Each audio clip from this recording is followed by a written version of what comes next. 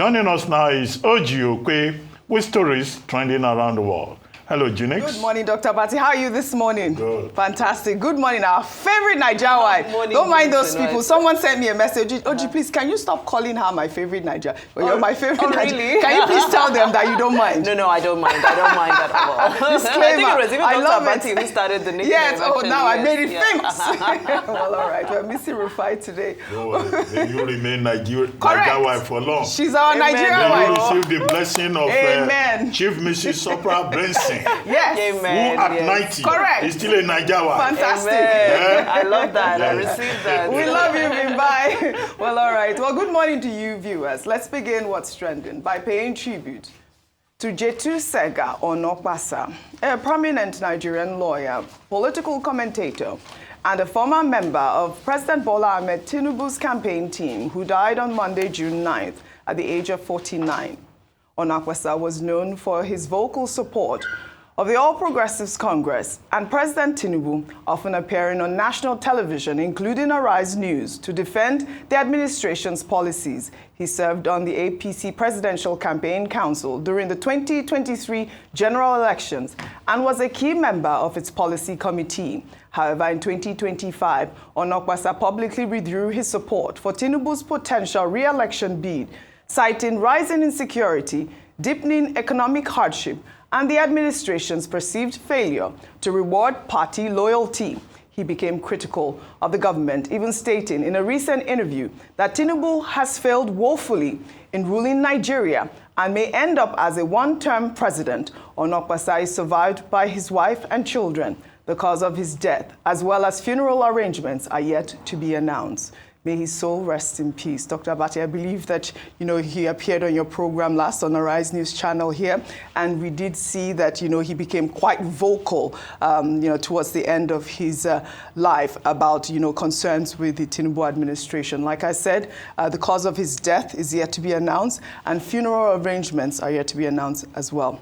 We will follow up on the story. Really sad day for his family as well as his well-wishers. Again, may his soul rest in peace. We'll take another story.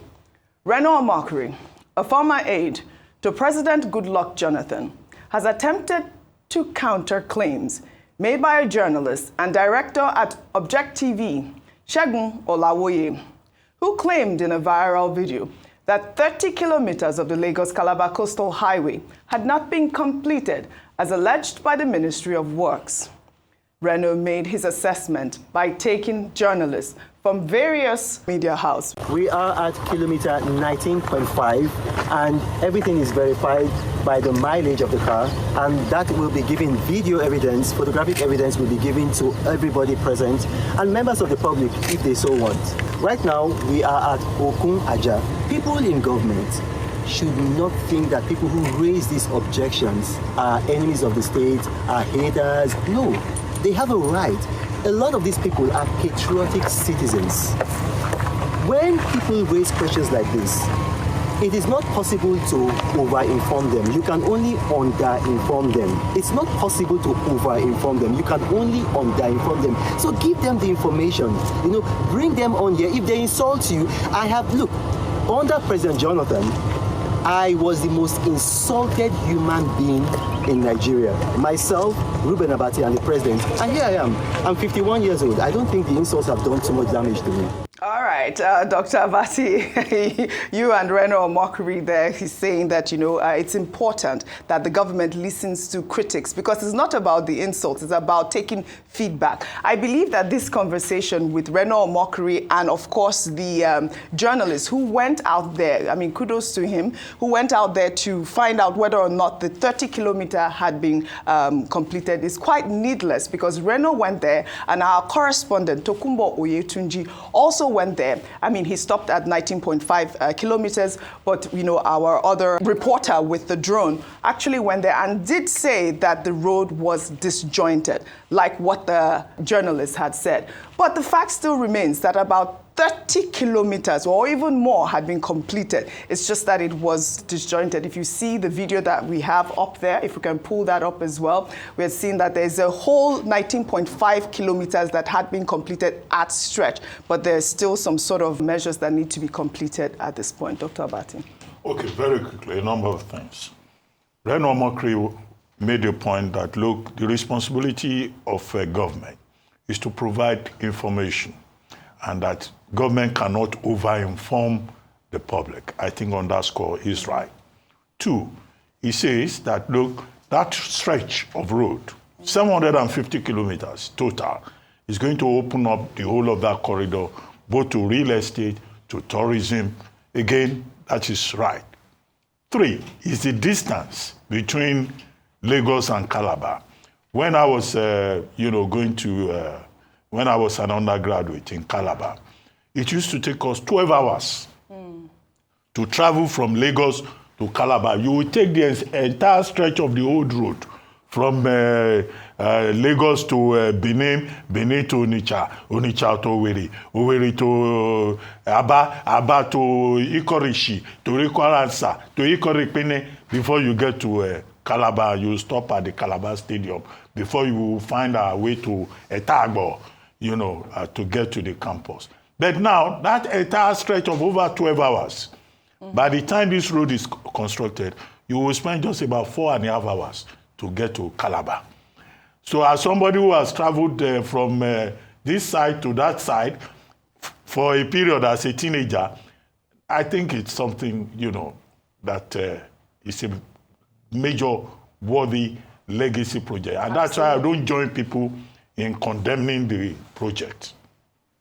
Now the people are saying portions of it have not been completed. Now, I had asked questions. The median, that median you see, where there seems to be no construction, that is an optional route that has been left there to make provision for a future rail line.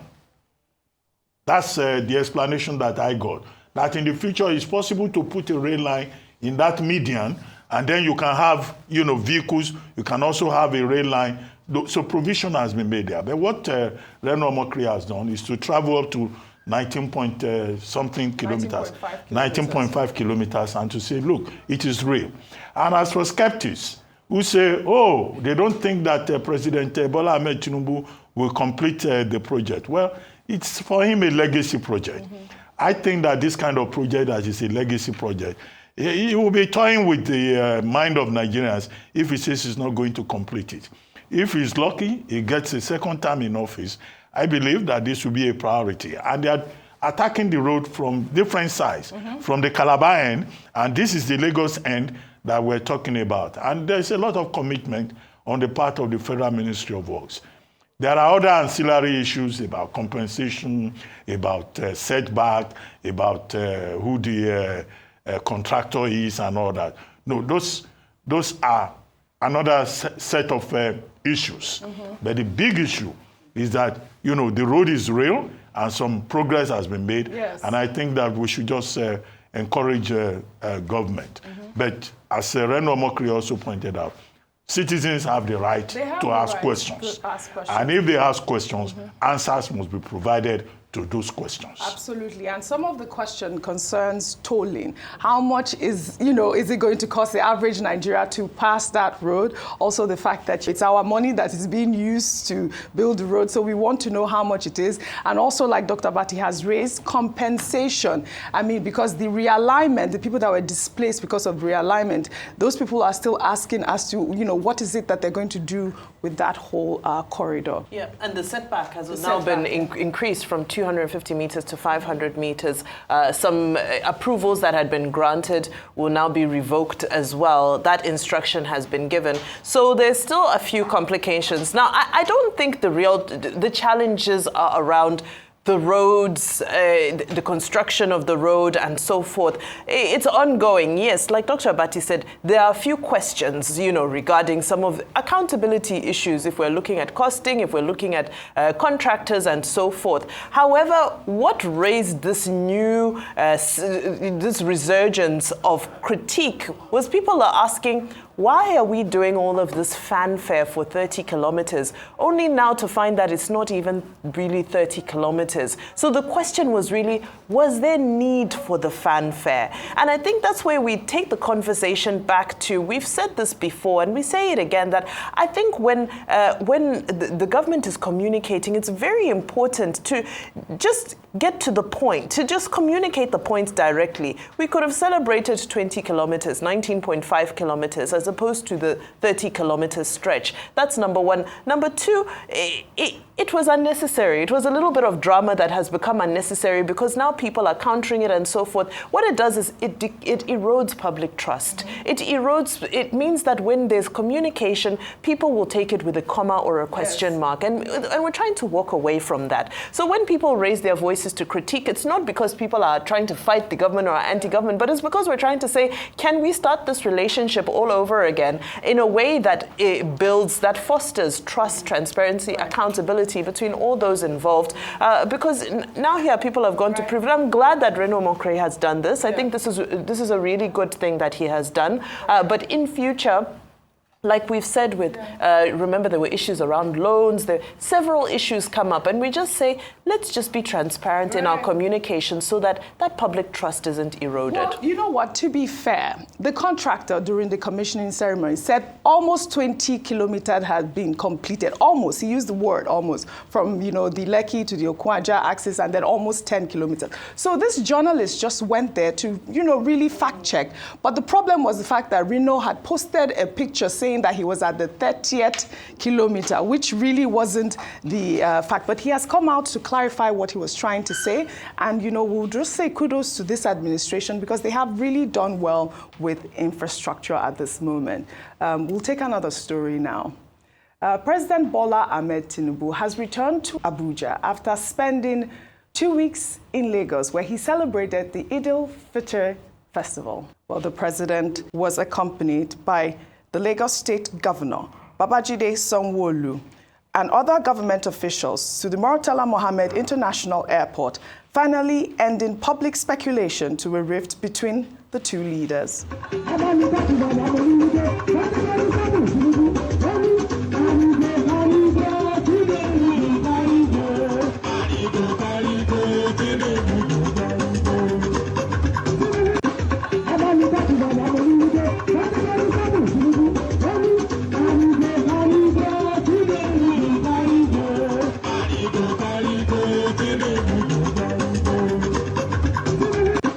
Well, upon his arrival in Abuja, the president commissioned the International Conference Center, which was renamed after him by the Minister of the Federal Capital Territory, Wike.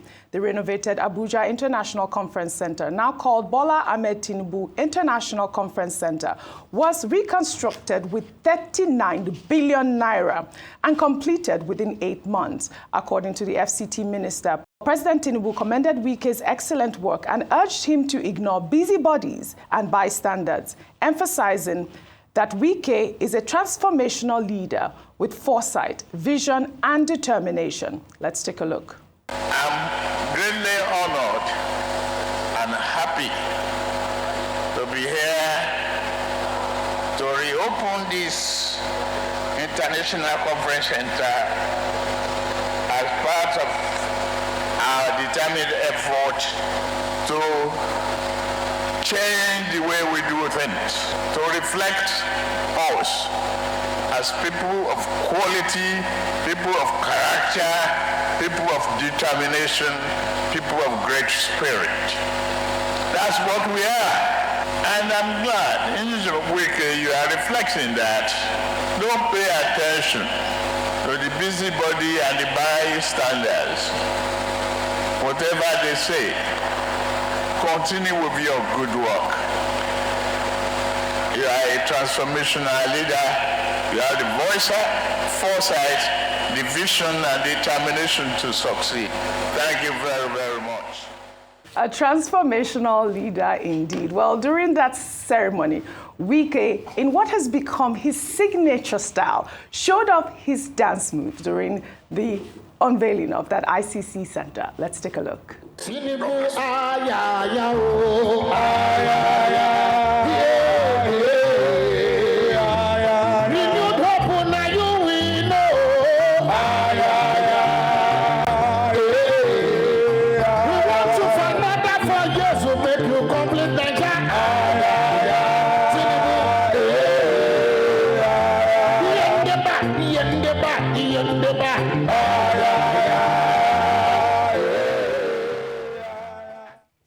I mean, we see Governor Minister Wike here. I mean, it's just what he's always doing during his commissioning, but it was nice to see him really excited, and I was very excited to hear that the president praised him in that manner, because we know that Wike has always, been doing these commissioning, and he gets some sort of attack, like, Reno said, these attacks are very normal, but the president has shown confidence in the minister of the Federal Capital Territory. Well, kudos to him. And that unveiling of that ICC center, Wike said it cost 39 billion naira to reconstruct within 8 months. Dr. Abatim. Okay. First, President Tinubu is the principal. Yes. Wike is the agent. Yes. He being an appointee of the president. The principal, taking responsibility for the work of his agent, saying that he's pleased with him. There's nothing anybody can do about that. Is the president praising his appointee in public? Yes. What the president cannot do is to say, busybodies and bystanders like us cannot talk. The Constitution recognizes the right of busybodies and bystanders to make comments. And it is in that regard, with due respect, that I would like to make the following comments. Now, the International Conference Center is a major landmark in the Federal Capital Territory. I think it's commendable that that place has been renovated. It's a major cultural symbol. People go there for weddings, diplomatic activities take place there, lectures are given there. It's quite an impressive complex, just looking at it architecturally. Now, the president said he went there in 2024 for an ECOWAS conference, an ordinary meeting of ECOWAS, and then he discovered that the place was falling apart. And he had called the FCT minister to say, well, is this how low we have sunk? This place doesn't look befitting enough. It doesn't represent Nigeria well. And the FCT minister promised that, the FCTA will work on the building. And this is the result that we have seen. And the president, obviously was quite impressed with what his minister has been able to do within 11 months to transform that place. Well, I've not seen a full picture of the place, but for the president to have been so impressed to praise his minister, I think it's something commendable. And we'll join him in saying, well, for responding swiftly, Wike did well. Mm-hmm. However, there is something we teach in critical theory. There's a subject in literature called critical theory. This subject is about temporocentrism. Temporocentrism means the tendency to think that your time and place is the best in history. In other words, to simplify it for ordinary people, it's called present-mindedness. There is, I think, a certain error of temporocentrism in the renaming of that International Conference Center after President Bola Ahmed Tinubu. Wike, the minister, says the reason they've done that is to appreciate the leadership of the president, and because he was the one that gave directives for renovating the building. Okay, how about the people that built that International Conference Center? That International Conference Center was inaugurated, was commissioned in 1991, when General Ibrahim Babangida, president, as he called himself, was president of Nigeria. So if we're not suffering from present-mindedness, I think that the honor should have been given to the president who delivered originally on it, not the man whose administration renovated it. In fact, the minister of the FCT didn't stop there. Certain sections of the building were named after the Senate president, the Speaker of the House of Reps, the Chief Justice of Nigeria. It is temporocentrism to the extent that if another administration comes tomorrow and that administration also decides to renovate the building, they might as well also go ahead and decide to change the name of the building. I think that, look, when we name monuments, we should be sensitive to history. That's my only major criticism in that regard. Otherwise, to renovate monuments, to rebuild them, to make them look good, a principal praising a lawyer, obedient, appointee, I don't have any problem with that. But it's just about that historical detail. Because I imagine General Babangida, knowing that the building that he supervised originally has been named after another person, may not feel very comfortable with this. And this naming system, this naming of monuments after leaders, we should be careful. I hope Wike will not wake up one day and say he has named Aso Villa after President Tinubu, after renovating some sections of the villa, because I'm sure some sections of the villa will also be in need of renovation. All right. Well, let's head over to Enugu State now. Well said. Well, in Enugu State, Nigeria's First Lady, Senator Remi Tinubu, on Tuesday was conferred with the chieftaincy title Ugosimba I Enugu by the Traditional Rulers Council in Enugu State. Well, let's take a look.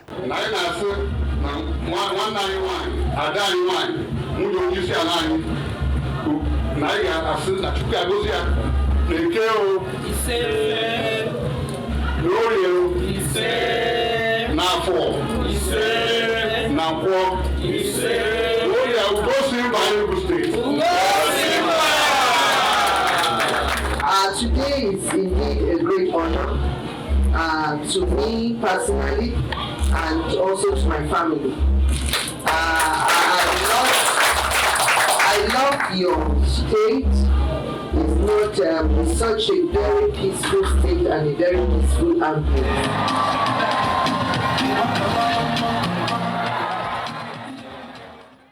Hey, congratulations to our First Lady. That was a beautiful ceremony. I believe it was about 2 months ago, or about a month ago. Her husband, President Bola Ahmed Tinubu, was conferred with that title, Ugosimba, by the Anambra traditional rulers. And now we see First Lady, who's been doing so well. Her visit to Enugu State was to, I believe, to commission different projects and read out the project during that 2-day visit. She launched the Free to Shine campaign, a national initiative aimed at eliminating HIV, syphilis, and hepatitis, particularly among women of reproductive age, and preventing mother-to-child transmission by 2030. She also distributed 10,000 medical kits to midwives and nurses across the Southeast and provided food items to vulnerable groups, reinforcing her commitment to health care. Well, His Royal Majesty Igwe Ikechukwu Asadu said that the honor was in recognition of her love for Enugu State and her service to the nation and humanity. I love that her dance move there. Congratulations to this amazing woman, really. You know, I always love to encourage this sort of philanthropic work that she does, especially with her Renewed Hope initiative. Absolutely. I think that as a First Lady, her work rate is incredible. And I think she's carrying on the legacy of some of the incredible First Ladies that we've had in the past here in Nigeria. Now, Ugosimba I, I hope I've gotten that right. Yes. It means the jewel or eagle of another kingdom. Jewel of empowerment. Jewel of empowerment. From another kingdom. And I think that it's befitting. We've seen her being consistent. She's gone to various states over the past period of about 6 months or so, and she's leading with her humanitarian work, her philanthropic work, her outreach, especially to women and children. And to be honest, this is what we expect from the office of the First Lady. First Lady's pride and joy is the impact that she makes to the most vulnerable in society. And this is what we've seen globally. So I love to see that she continues to imbibe this. Of course, we all know that there's a lot of good political will that also comes along with it. I've called it some soft diplomacy in the past, some soft campaigning on behalf of her husband as well and this administration. We know that Enugu is opposition territory. But you know, that doesn't matter when you're the First Lady. You're able to go in there and use philanthropy and humanitarian work to do that. So kudos to her. As long as women and children are benefiting, then you know what? I suppose it's a win-win for all. It's a win-win for all. Congratulations, Senator Remi Tinubu. Ugosimba I Enugu. Let's head over to the United States now, in Los Angeles, California, where tensions escalated after President Donald Trump deployed an additional 700 Marines and 2,000 National Guard troops to the city on Monday amidst ongoing protests sparked by intensified immigration law enforcement, which critics say is tearing families apart. The deployment has been met with strong opposition from local officials and California Governor Gavin Newsom, who have publicly stated their disapproval and even filed a lawsuit challenging the federal government's authority to deploy the National Guard without consent.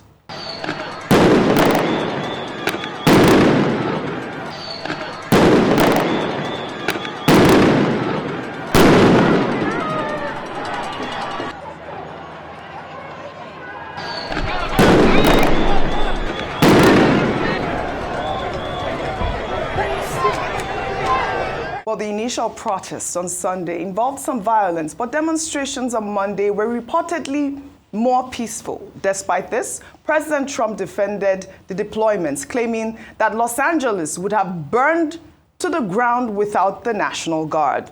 The development marks a rare instance of a president deploying the National Guard against the will of a state governor. The last of such occurrence was in 1965 during the Civil Rights Movement. Well, let's take a look at this video now, which has now gone viral, featuring President Donald Trump in September 2020, saying that it is improper to call the National Guard during demonstrations without a governor's consent. We have laws. We have to go by the laws.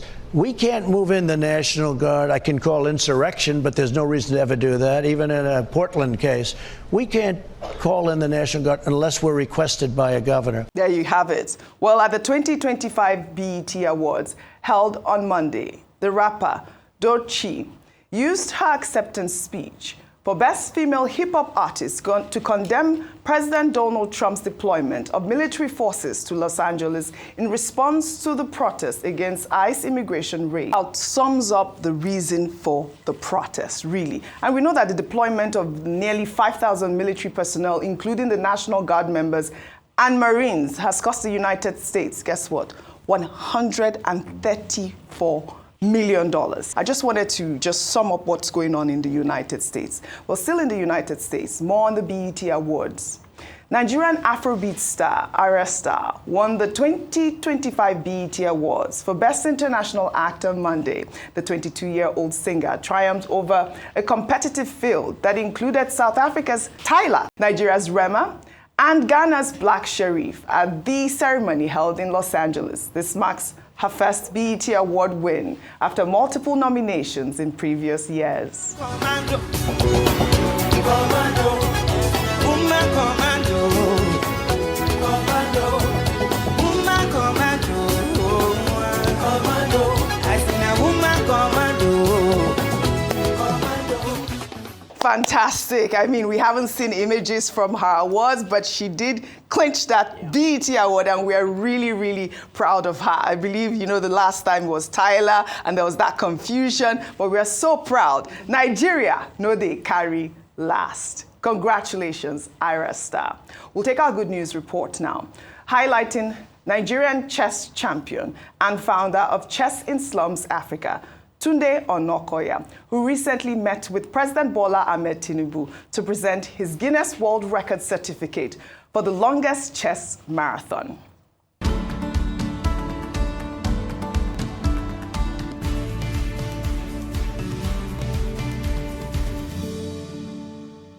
On April 20th, 2025, Jesutega Onokpasa broke the Guinness World Record for the longest chess marathon by playing non-stop for 64 hours in New York City. Onokpasa first broke the world record in April 2024, making history as the first Nigerian to complete a 60-hour chess marathon in New York. President Bola Ahmed Tinubu praised Onokpasa for his dedication to using chess as a tool to empower underserved children and promote education. He also acknowledged Onokpasa's journey from the streets of Lagos to international recognition as a testament to the resilience and potential of Nigerian youth. The president expressed keen interest in scaling Onokoya's initiative nationally and pledged government support to expand its reach, highlighting that Onokoya's vision aligns with the administration's commitment to inclusive education and youth development.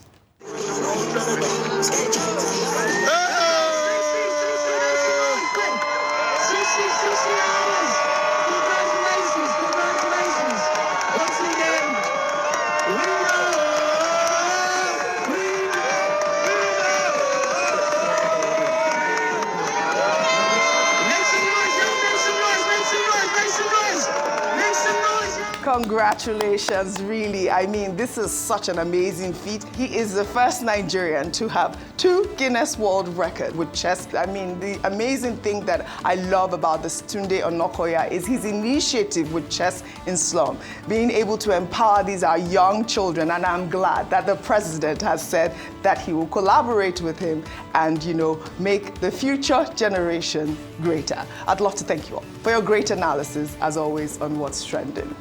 That's all I have for you guys on What's Trending today. And congratulations, Tunde Onokoya. I'll see you all tomorrow.